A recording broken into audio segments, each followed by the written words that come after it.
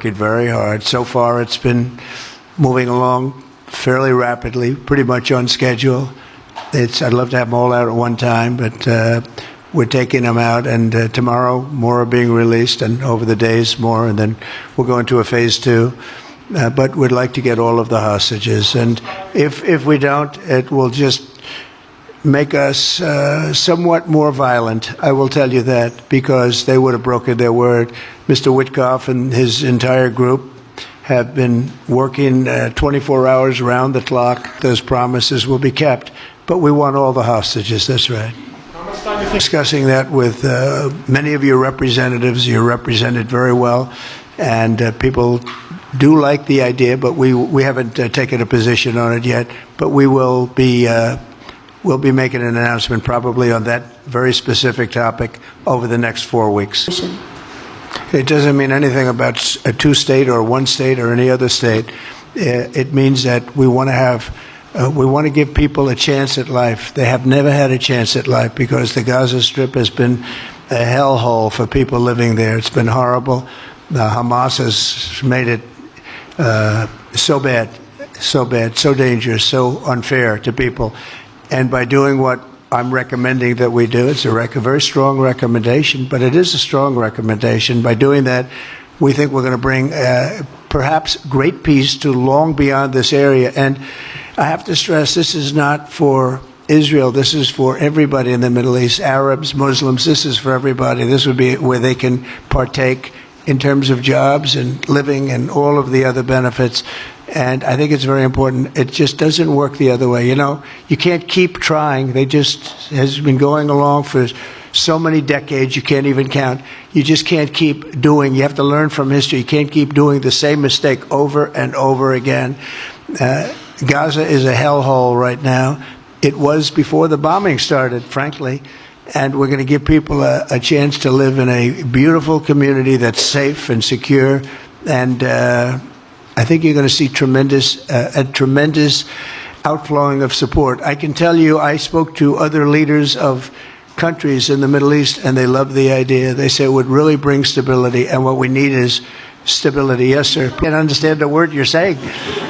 But I just say this, good luck. Live in peace. Go ahead, please. That's okay, yeah, please. I want Iran to be peaceful and successful. I hated doing it. I did it once before, and we brought them down to a level where they were unable to give any money. They had to survive themselves, and they had no money. They were essentially broke. And they had no money for, as I said, Hezbollah. They had no money for Hamas. They had no money for any form of terror. The 28, if you call it, the 28 sites of terror. They had no money for any of it. They had to do their own and focus on their own well-being. And I hated to do it then, and I hate to do it just as much now. And I say this, and I say this to Iran, who's listening very intently. I would love to be able to make a great deal. A deal where you can get on with your lives and you'll do wonderfully. You'll do wonderfully. Incredible people, industrious, beautiful, just an unbelievable group of people in Iran. And I know them well, have many friends from Iran and many friends that are Americans from Iran, and they're very proud of Iran. But I hated to do it, just so you understand. And I hope we're going to be able to do something so that it doesn't end up in a very... I really want to see peace, and I hope that we're able to do that. They cannot have a nuclear weapon. It's very simple. I'm not putting restrictions.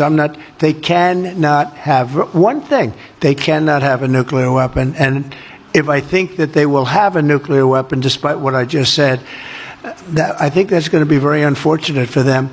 If, on the other hand, they can convince us that they won't, and I hope they can. It's very easy to do. It's actually very easy to do. I think they're going to have an unbelievable future. Yeah, please. Still a lot of time because we're here for another reason. But we are having very good talks, very constructive talks on Ukraine.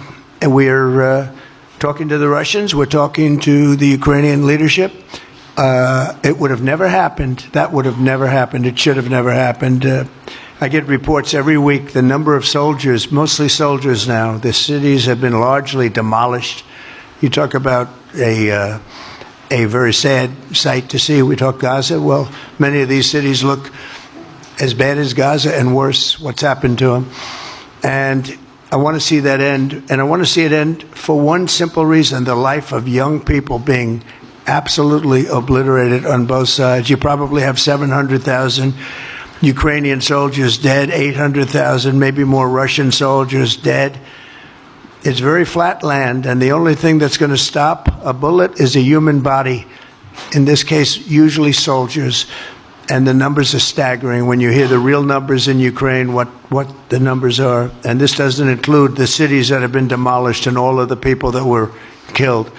So I want to see it stopped. We're having very good talks, and I think we're going to get it. I think something will be hopefully dramatically. It will rise above everything. You can't let this continue. This is an absolute slaughter that's taking place on the beautiful farmlands of Ukraine, and we have to stop it. We can't let this continue. It is a human tragedy, and we're going to try very hard to stop it. Yeah, please. Well, I said it, and he said it very well. It's a campaign of pressure to see if we can get something done. He doesn't want to do what some people think will automatically happen because they're very difficult people to deal with, as you know. But if we could solve this problem without warfare, without all of the things that you've been witnessing over the last number of years, it would be. I think it would be a tremendous thing. Go ahead, please. Yeah, and I'll visit other places all over the Middle East. The Middle East is an incredible place, so vibrant, so it's just one of the really beautiful places and with great people. And I think a lot of bad leadership has taken place in the Middle East that's allowed this to happen. It's just terrible. And that includes on the American side, by the way. We should have never gone in there a long time ago, spent trillions of dollars and created so much death. So that includes Americans. But, yeah, I'll be visiting a lot of different places in the Middle East. I've been invited everywhere, but I will be visiting some, yeah. Okay. Let's go. Caitlin, go ahead. Caitlin. Thank you so much, President Trump. Caitlin, go ahead. On what you were saying there. Say it. Go ahead, please. Just to follow up on what you were saying about the Gazans leaving Gaza, going to other countries. One, where exactly are you suggesting that they should go? And two, are you saying they should return after it's rebuilt? And if not, who do you envision living there? It's envision world people living there, the world's people.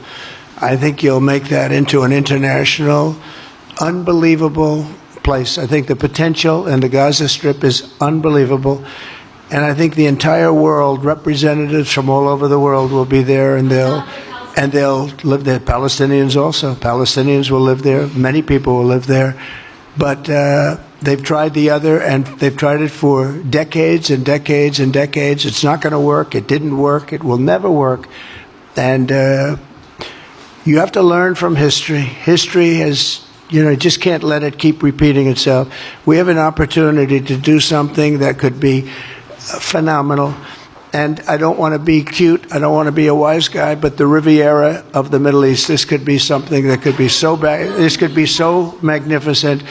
But more importantly than that is the people that have been absolutely destroyed that live there now can live in peace in a much better situation because they're living in hell. And those people will now be able to live in peace. We'll make sure that it's done world class. It'll be wonderful for the people. Palestinians mostly we're talking about. And I have a feeling that despite them saying no, I have a feeling that the king in Jordan and that the general president, but that the general in Egypt will open their hearts and will give us the kind of land that we need to get this done. And people can live in harmony and in peace. Thank you all very much. Thank you. Thank you very much. Thank you.